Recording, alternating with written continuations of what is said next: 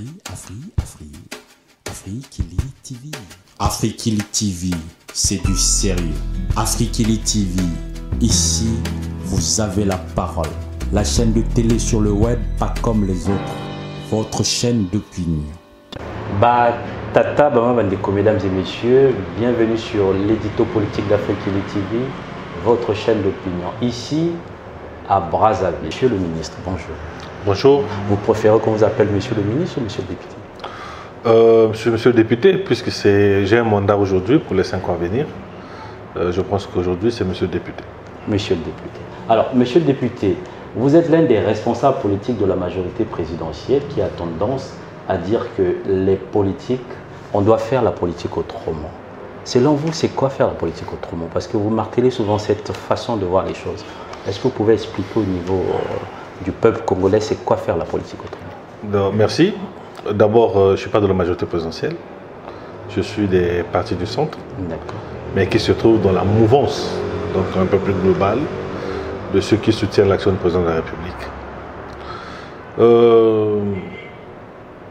Pendant longtemps, nous avons fait la politique. La politique de notre pays a été faite par des hommes qui ont privilégié l'ethnie, qui ont privilégié le repli identitaire, qui ont privilégié la communauté au lieu des normes, au lieu des valeurs, au lieu des idées. Voilà. Aujourd'hui, lorsque nous parlons de faire la politique autrement, c'est de ramener l'action politique au niveau des normes, au niveau des valeurs, que nous puissions faire des débats sur des idées que nous avons, que nous pouvons proposer pour faire avancer ce pays. Voilà ce que nous appelons faire la politique autrement. Monsieur le député, vous êtes président d'un parti. Je voulais juste savoir comment vous avez combien de députés au niveau de votre parti? L'UMP aujourd'hui a 2 députés et puis une quinzaine de conseillers. 2 députés, une quinzaine de conseillers. Vous pensez en 2021-2022 faire au mieux, avoir plus de députés? Oh, c'est un objectif. Notre objectif aujourd'hui, c'est que en 2022, nous devons pouvoir avoir un groupe parlementaire au niveau de l'Assemblée nationale et peut-être tripler le nombre de conseillers actuels. Mais c'est sur ça que nous avons, c'est pour ça que nous avons lancé dans ce parti ce que nous avons appelé la Longue Marche. Voilà, la Longue Marche pour nous, c'est une grande campagne de restructuration des organes, mais une grande campagne aussi de communication qui nous permet d'exposer nos idées, nos valeurs, de façon que nous puissions rassembler un maximum de Congolais, tant au niveau national qu'au niveau de la diaspora congolaise. Mais l'objectif à court terme, justement, c'est arriver à faire grandir un peu plus ce parti en 2022. Alors, monsieur le député, vous êtes député de la République. Vous êtes à l'Assemblée nationale, sûr et certain. Vous travaillez dur. La question que je voulais poser, depuis que vous êtes député de l'Assemblée nationale, quelle est la loi, une loi que vous avez fait passer et qui peuvent effectivement, la loi a été passée, votée au niveau de l'Assemblée pour la population, pour la circonscription, voire même le Congo tout entier? Qu'est-ce que vous avez déjà fait au niveau de l'Assemblée nationale? En tant qu'individu ou bien en tant que parlementaire? Député, en tant que parlementaire. Non, je pense que tout le travail qui se fait au niveau de l'Assemblée nationale, c'est la responsabilité collective. Donc je peux, sans risque de me tromper, dire qu'un grand travail est en train d'être fait au niveau de l'Assemblée nationale. Et nous sommes tant acteurs directs qu'indirects de tout ce qui se propose à ce niveau-là. Mais personnellement, nous avions déposé 2 propositions de loi. La proposition de loi sur la déclaration de patrimoine, la déclaration des biens, voilà, qui aujourd'hui suit son cours. Et nous avons déposé une proposition de loi sur le droit de rêve dans certaines corporations, le droit de grève. Voilà, donc nous attendons. Vous savez que c'est toute une procédure à l'intérieur. On a parfois l'impression qu'à l'extérieur du Parlement, de penser qu'il suffit de déposer un document et puis le lendemain déjà ça peut passer. Non, il y a des commissions permanentes, il y a le bureau qui doit statuer, il y a toute une procédure derrière. Mais nous attendons, nous sommes confiants. D'accord. Alors, nous allons parler du monde ou le monde de Sassou. Je crois comprendre qu'en élisant le président de la République, puis en donnant à l'Assemblée nationale la majorité au Parti congolais du travail et ses alliés, les Congolais ont adhéré au projet du président de la République.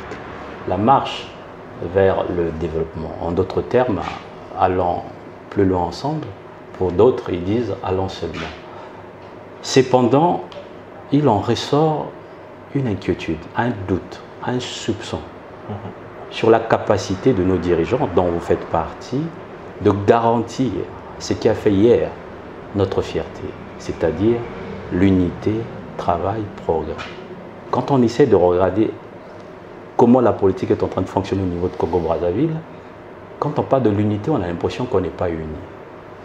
Quand on parle du travail, on remarque que depuis un certain temps, les entreprises sont en train de fermer, il y a beaucoup de monde qui sont au chômage.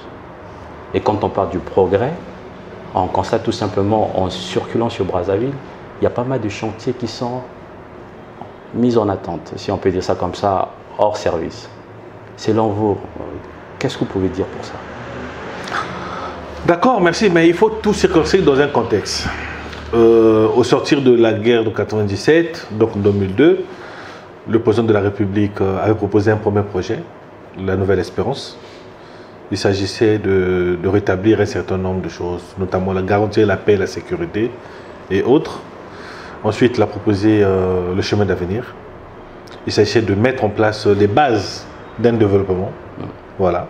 Et puis, le troisième projet du président de la République, il s'agissait justement, en ce moment-là, de prendre la marche vers le développement. C'est la dénomination du projet. Mais il se trouve qu'au moment où nous allions prendre cette marche vers le développement, les équilibres macroéconomiques ont été rompus. Le pays traverse depuis fin 2014-2015 une crise multidimensionnelle très grave, voilà, qui a pratiquement stoppé notre élan. Voilà. Donc c'est pour ça que je disais qu'il est important de circonscrire dans un contexte la situation actuelle du pays. L'unité, oui, vous avez raison, mais nous avons hérité d'une classe politique, nous avons hérité des pratiques politiques, nous avons hérité d'une manière d'apprécier la chose politique. Je vous parlais tout à l'heure que pendant longtemps, nous avons eu une classe politique qui n'avait pour objectif que le tribalisme, comme mode de pensée, que le repli identitaire, voilà, où chacun parlait français la journée et réfléchissait dans sa langue maternelle. Voilà, donc c'est ces valeurs-là qui ont fait que depuis la conférence nationale, pratiquement, la majorité des partis politiques qui ont été créés pendant la conférence nationale, c'est les partis des ethnies, des tribus, machin, tout ça là. Voilà, donc il est très difficile de parler d'unité, voilà, lorsque vous avez des personnes qui ne savent pas ce que c'est que représente une république, ce que c'est qu'un État et comment faire pour créer une nation. Voilà, c'est pour ça que lorsque nous disons qu'il est important de faire la politique autrement, ça veut dire qu'il faut revenir sur les fondements même qui doivent faire que nous puissions travailler ensemble, nous rassembler, travailler ensemble pour le bien du pays. Le travail, oui, mais ce n'est qu'une conséquence. Voilà, ce n'est qu'une conséquence dans un contexte économique aussi difficile. Avoir un travail, c'est devenu très difficile. Mais le travail aussi, c'est la remise en cause des orientations politiques que nous avons eu à faire depuis quelque temps. Voilà. La remise en cause du système éducatif. Nous avons eu un système éducatif qui forme plus des chômeurs que de créer des personnes qui ont un potentiel capable d'assumer des emplois dans un contexte mondialisé. Voilà. Voilà. Est-ce que vous pouvez expliquer, à propos de l'éducation, vous venez de dire qu'ils forment beaucoup plus des chômeurs. Comment se fait-il que l'éducation nationale peut former des chômeurs? Est-ce qu'ils partent là-bas pour être des chômeurs ou ils sont là-bas réellement pour se former?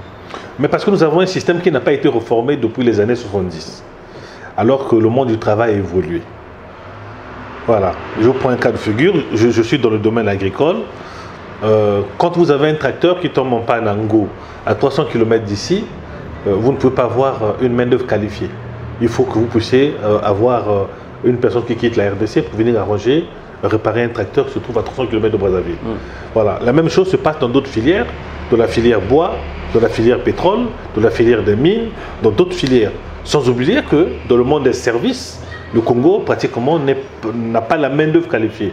On n'a pas assez de plombiers, on n'a pas assez de peintres, on n'a pas... Voilà les réservoirs d'emploi. Voilà. Or, aujourd'hui, nous n'avons pratiquement pas des écoles qui forment les gens dans ce secteur-là. Voilà. Les filières que nous avons aujourd'hui, c'est des filières depuis les années 70 qui forment des administrateurs, qui forment voilà. Mais on ne forme pas les personnels, on ne forme pas assez de personnel qui sont susceptibles de développer le monde de l'entreprise. Voilà. Depuis plusieurs décennies, l'écrasante majorité des Congolais est comme prise en otage face aux antivaleurs et une impunité de plus en plus endémique. Alors, comment faire pour combattre la rupture dont le président de la République parle depuis un moment? On ne combattra pas la rupture. Non, il faut que la rupture soit effective. Mais ce n'est que par la sanction. Mais au Congo, il n'y a pas de sanction. Je disais que ce n'est que par la sanction. Voilà. La seule manière de relever ce défi vis-à-vis des contre-valeurs, c'est la sanction, c'est la chicotte. Voilà. Ce n'est que par la chicotte que nous pourrons rétablir les digues qui ont cédé depuis fort longtemps. Et est-ce que c'est peut-être pas parce que les Congolais, les hommes politiques et le Congolais lambda, on a l'impression que on a toujours cette idée dans la tête que c'est le président de la République qui doit mettre de l'ordre partout. C'est pourquoi on sent que comme il peut pas aussi, le président aussi ne peut pas être partout, donc c'est ce qui fait qu'on a un peu cette impunité, cette façon de voir les choses. Parce que c'est vrai que depuis un moment, le président veut de l'ordre, de la méthode et de la discipline dans un État, mais c'est que ça ne suit pas au niveau des responsables qui devaient faire passer le message pour que les choses puissent aller mieux. Est-ce que c'est au président de la République de mettre de l'ordre partout dans notre société? Mais pas du tout. Dans un message, il y a toujours deux volets. Il y a le message et il y a le messager. Voilà. Si le messager ne brille pas par un devoir d'exemplarité, vous comprendrez que le message qu'il porte ne peut pas passer. Or, on a un problème, justement, une fois de plus, c'est que les cadres politiques dans notre pays, eux-mêmes brillent par des comportements déviants. Voilà, ce qui fait que parfois le message qu'eux ils font passer, qu'eux veulent faire passer, ne passe pas, parce que justement ceux à qui ils sont tenus de donner des leçons se disent que vous-même vous n'êtes pas exemplaire. D'où la nécessité qu'à chaque niveau de l'administration congolaise et de la société congolaise, qu'il y ait une volonté de sanction. Voilà, la société n'évoluera que par les sanctions. Le jour où on commença à savoir que M. Okombi, le député national, voilà, on a levé l'immunité de M. Okombi parce que M. Okombi a détourné les fonds publics. Je pense qu'à partir de là, les autres députés vont mieux se comporter. Le jour où on saura qu'un ministre a été relevé de ses fonctions de ministre pour le mettre à l'administration de la justice, parce qu'il s'est mal comporté, en ce moment les autres ministres pourront mieux se comporter. Donc c'est l'exemple. Voilà, donc il faut aujourd'hui que nous puissions rentrer dans l'ère du devoir d'exemplarité. Mais quand vous parlez de l'exemple, c'est bien beau. Ces ministres, les députés et ceux qui assument les responsabilités dans notre pays, est-ce qu'on ne peut pas dire parce que le président de la République, il connaît ces choses-là, il sait qu'il faut qu'il puisse frapper là où ça fait mal, c'est-à-dire qu'il y a des personnes qui ont détourné, si c'était avéré en allant à la justice qu'ils ont bien détourné ou ils ont fait des choses qui ne sont pas bien, qui méritent d'être en prison, ils doivent aller en prison. Est-ce que le président de la République ne laisse pas seulement faire les choses? Mais pas du tout. Vous l'avez dit tout à l'heure que le président, on ne gère pas un pays seul. Voilà, on gère un État. Ce qu'on attend d'un président de la République, c'est d'avoir une vision. Il a dit la rupture et d'avoir une volonté politique. La volonté politique, c'est de mettre en place les organes, chercher de lutter contre la chose. On a mis en place aujourd'hui les commissions de lutte contre la corruption, la corruption et la fraude. On a mis encore l'observatoire de la lutte contre la corruption. On a mis encore donné un statut particulier aux magistrats. Nous avons une justice, nous avons la Cour des comptes, nous avons un Parlement. Voilà. Il s'agit maintenant aux cadres placés à ces postes de responsabilité d'assumer leurs fonctions et de faire leur rôle. On ne peut pas s'attendre à ce qu'un chef d'État fasse tout. Voilà. D'autant plus que, et bien après, c'est dans ce cadre-là que lorsque vous voyez un président commencer à vouloir tout centraliser autour de sa personne, c'est là qu'on est en train de dictateur. Alors, monsieur le député, ne pensez-vous pas que le Congo que nous aimons et nous voulons a besoin d'un cap clair? Parce qu'on est en crise, la situation est très compliquée. Est-ce qu'il n'est pas temps peut-être que pour que le président de la République puisse réussir, il doit peut-être couper les branches mortes au sein du gouvernement et y garder que celles qui conservent assez de sève et de crédibilité. Mais un État, ce n'est pas seulement un gouvernement. On a parfois tort de penser qu'il suffit d'un remaniement pour que tout change dans un pays. Voilà, les ministres, c'est des grands commis de l'État. Mais à côté de ça, vous avez toute l'administration publique, vous avez toutes les institutions de la République, vous avez tout ce qui a été mis en place pour que l'État fonctionne.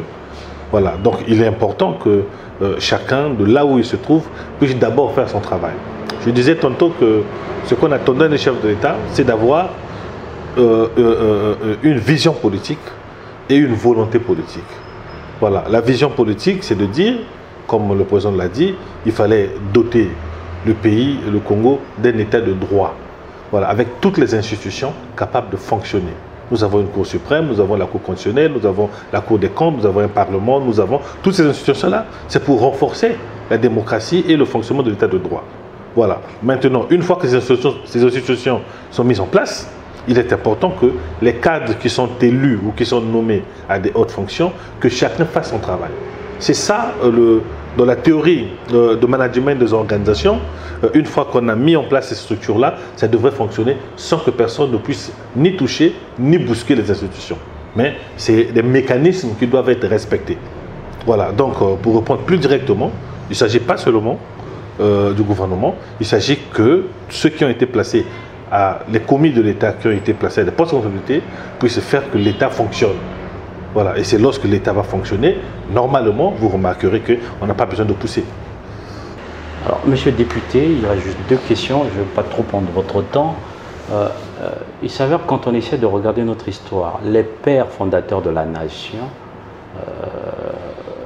souhaitaient ou voudraient souvent la plupart du temps que la génération qui arrive devra normalement vivre mieux que la précédente.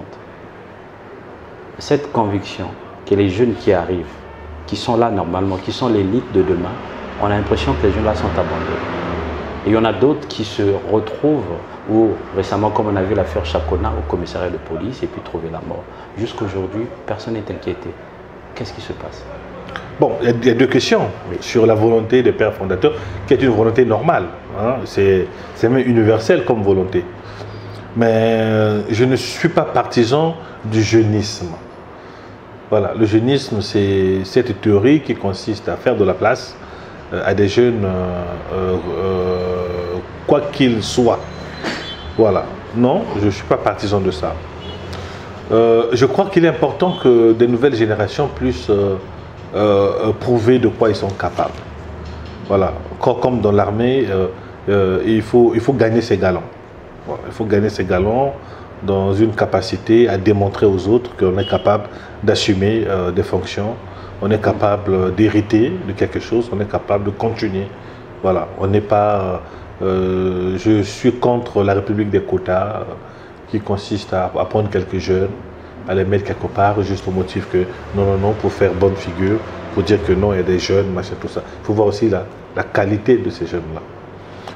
Le deuxième problématique que vous avez posé, c'est un problème qui a secoué le pays. C'est un problème grave, énorme. Je crois que nous avons condamné en son temps cette situation. L'évolution de la situation, c'est qu'il y a des personnels de la police qui ont été relevés. D'autres sont, je crois, à la maison d'arrêt. Les enquêtes continuent. Voilà.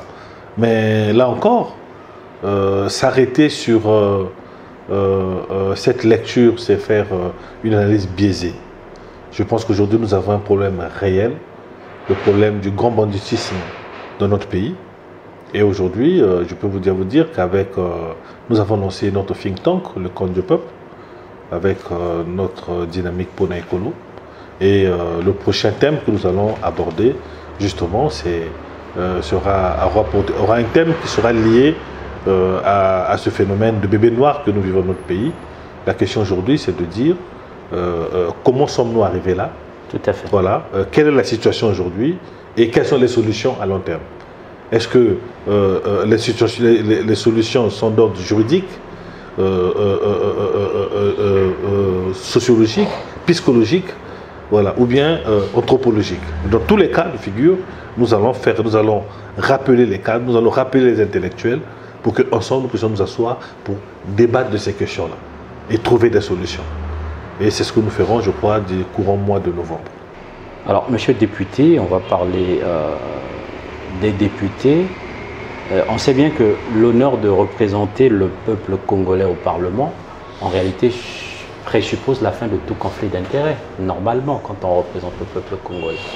Ben, est-ce qu'il est acceptable, est-ce qu'il est normal qu'un parlementaire puisse faire commerce de son influence, de son carnet d'adresse et de son réseau dans un pays comme le nôtre, par exemple, parce qu'on voit souvent les parlementaires en train de effectivement faire influence par rapport à leur réseau, leur carnet d'adresse contre d'autres personnes, par exemple. Parce que l'exercice d'un mandat politique, quand on essaie de voir, ce n'est pas un métier, c'est une fonction qui s'exerce au nom du peuple, normalement. Oui, mais il faut bien cerner le problème. Comme vous avez dit, l'exercice de mandat politique, ce n'est pas un métier. Tout à fait. Donc, mais c'est qu'on a l'impression, comme si au Congo, c'est vraiment un métier, quoi. Non, pas du tout. Il y a des parlementaires qui sont chefs d'entreprise, il y a des parlementaires qui sont médecins, qui sont commerçants, voilà. Mais il est interdit par le règlement intérieur de l'Assemblée nationale et la Constitution de se servir de ce statut de parlementaire pour faire justement un certain nombre de choses pour qui vous emmènent dans un conflit d'intérêts. Voilà. Est-ce que la loi est vraiment appliquée? Permettez-moi, puisque vous parlez, il y a des parlementaires qui sont des docteurs, il y a des parlementaires qui sont effectivement, qui assument d'autres entreprises ailleurs, qui sont des entrepreneurs. Est-ce que c'est normal en même temps être parlementaire, parce que vous avez beaucoup de boulot, et en même temps chef d'entreprise? Automatiquement, ça tire un peu... Non, dans le privé, oui, mais dans le public, non. Ah, dans le public, non. Non, dans le public, il est interdit. La Constitution, dans la loi électorale, dans le cadre des incompatibilités, interdit qu'un parlementaire puisse occuper une fonction publique, voilà, ou qu'il soit un gestionnaire public. Voilà. Mais est-ce qu'on ne pouvait pas rallonger un peu cette loi pour que ça soit également dans le privé, parce que... Mais comme on dit, ce n'est pas une profession. Voilà, ces parlementaires doivent bien vivre, ils doivent bien continuer à assumer leurs charges, à nourrir leur famille, mais je crois que c'est dans cet esprit que ça a été fait. Mais cela n'enlève pas le problème de fond que vous avez posé. Voilà, le conflit d'intérêts. Voilà, il est important. D'où la nécessité d'une loi sur la déclaration de patrimoine. Tout à fait. Voilà, nous avons, dans cette loi que nous avons proposée, il est important que dès le départ, qu'un parlementaire puisse dire, un ministre, un parlementaire, un élu, un conseiller, puisse dire quelles sont les situations, quelle est la situation qu'il a, et qui peut le mettre en situation de conflit d'intérêts dans un milieu X. Voilà, ça permet en ce moment-là aux organes qui seront mis en place de savoir que monsieur Intel ne peut pas travailler dans tel domaine parce qu'il y a une forte probabilité d'être dans un conflit d'intérêts. Mais c'est la loi qui doit tout déterminer. Que la loi. Alors, monsieur le député, une dernière question, on a terminé. Je voudrais savoir, le matin, en vous rasant, vous pensez à la présidence de la République? Ah. Peut-être dans 10 ans, 15 ans? Non, non. Le matin, en me réveillant, je pense à être un bon père. Voilà, à accompagner mes enfants à l'école, à œuvrer justement à ce que ces enfants-là puissent vivre dans un pays qui soit mieux que dans un Congo plus meilleur que le Congo que nous avons connu. Voilà, et je crois pouvoir que nous y travaillons. Voilà, nous y travaillons. Une dernière question. Ça fait 2 fois que vous avez une Oui, je vais le dire en lingala parce que vous parlez, je suis inspiré. Alors, Tozo Mona, Namboka Nabiso Congo, député, mais surtout député dans la circonscription de côté Bazali, parfois, Kopé Sakabato Baton, Biloko Bambongo. Est-ce que c'est normal dans un pays de droit? Est-ce que c'est au député, c'est le rôle de député d'aller par exemple dans le quartier Moko Boye, à Mopesa par exemple Biloko, Azo Kabola Biloko? Problème difficile quand même. Problème déjà difficile. Le penseur disait que la pauvreté autour de nous rend tous pauvres. Voilà. Quand tu es député dans une circonscription et que tu as des Osana Bato, Baza malade, Bakoroké l'école, Bakoroké l'hôpital, Voilà. Vous en avez un baza kokota na kata circonscription, baza est à table bonté. Voilà. Mais si l'idée est que na moké onga na zakozwa en tant que député, bon, na longo na ndambo pour na aider bandeko, il n'y a pas de problème. Oui, mais c'est que, comme quelqu'un a dit, à chaque pot de vin reçu correspond à un pot de vin donné. Est-ce que quelque part, il y a un peu pour influencer? On est passé tous à bateau. Tant que vous avez ça, on a un peu la reconnaissance aussi, parce qu'on sait que dans 5 ans, machin, il y a aussi encore des élections, des choses comme ça. Est-ce qu'il y a quelque part aussi pour c'est pas comment dirais-je? Une forme de corruption passive. Ouais, vraiment, comme vous venez de le dire. Non. Parce oui. que en fait, c'est tout ça. C'est interdit. Parce que le rôle d'un parlementaire, c'est quand il voit son peuple en train de souffrir, il n'y a pas d'eau, il n'y a pas le courant, ils sont au chômage. Son rôle, c'est d'aller à l'Assemblée nationale, essayer de se battre pour faire voter des lois qui feront de telle sorte que ces populations puissent se soulager normalement. Non pas venir avec... moi, je vais peut-être te prendre un cas de figure. D'accord. Alors, je suis député d'une circonscription qui se trouve à 300 km de Brazzaville, qui a au moins 30 000 habitants. Vous avez des écoles qui n'ont pas d'enseignants.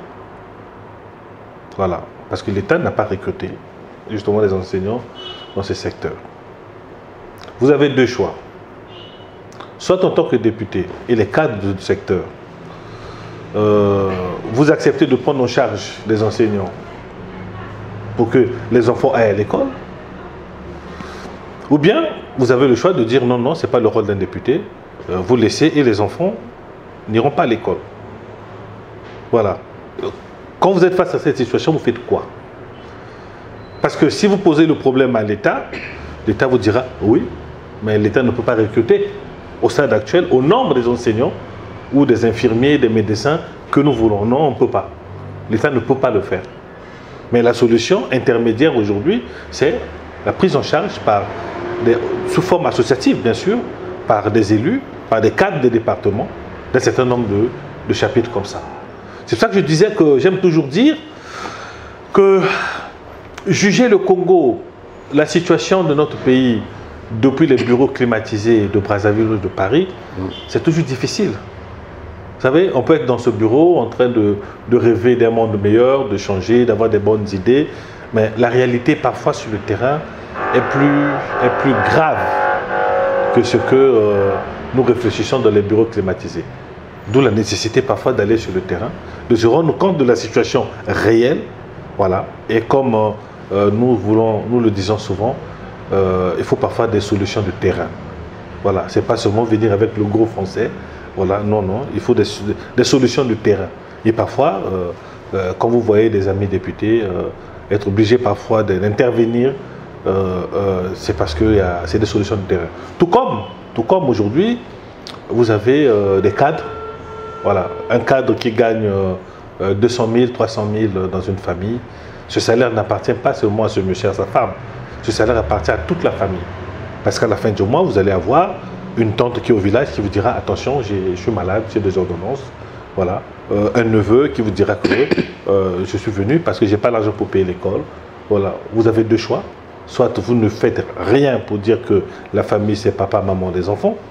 Voilà, vous allez assurer cela pour votre petite famille. Ou bien, au cas contraire, vous dites, bon, les solutions de terrain. J'ai ma tante qui est malade au village, je dois envoyer 10 000 francs par là-bas, et ainsi de suite. Voilà, donc c'est ça les solutions de terrain. Voilà, donc vous êtes de la diaspora. Tout à fait. Voilà. Oui, mais revenons-en à propos des solutions de terrain. Vous avez fait une comparaison. C'est vrai que la comparaison, comme j'ai l'habitude de dire, n'est pas raison. Un responsable de famille qui gagne 300 000, qui, au moment où l'argent passe, il y a des tantes, il y a des petites sœurs, il y a des gens qui arrivent, ce n'est que normal. Parce qu'ils ne cherchent pas un mandat politique, ils ne cherchent pas demain à être élus. Et ce n'est pas ses propres parents-là qui vont donner quelque chose. L'idée, sur le terrain, c'est normal. On ne veut pas voir son voisin souffrir, en train de galérer.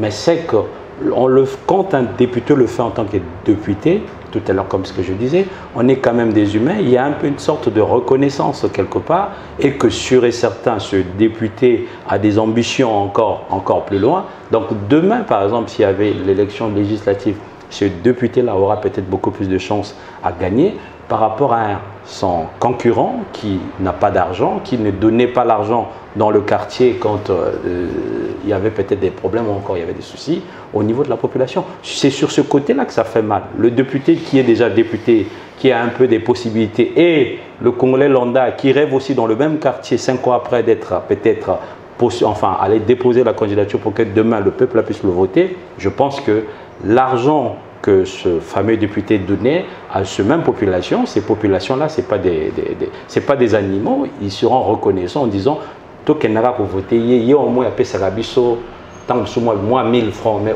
tu y es. » Vous voyez ce que je veux dire? Donc automatiquement, il y a un peu conflit d'intérêts, comme j'étais en train de dire tout à l'heure. D'où le fait que vous, en tant que député et d'autres députés, vous devez vous battre pour vraiment faire passer des lois, sinon on pourrait peut-être dire ce mot allons seulement, monsieur le député. Lorsqu'il s'agit du social des populations et des Congolais, je pense qu'il est important qu'on évite des raccourcis et des comparaisons, comme tu as dit.